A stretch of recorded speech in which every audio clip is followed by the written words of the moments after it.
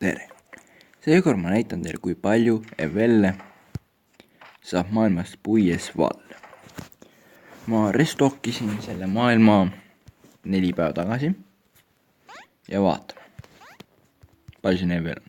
10 evelli, 2 evelli kokku 12 evelli, 10 evelli kokku 22 evelli, 18 evelli kokku siis 40 evelli,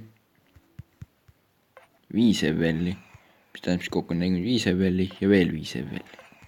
Ehk siis ma olen saanud küllaltki väheste päevadega 50 evelli. Seega tõesti sellised hea nimega maailmad toovad head profitit. Seega soovitan, kui tahate rikkaks saada ja teil on nagu korralikult juba evelli midagi alustada, siis ostke endale lihtsalt hea nimega maailm ja hakake profitit teenima.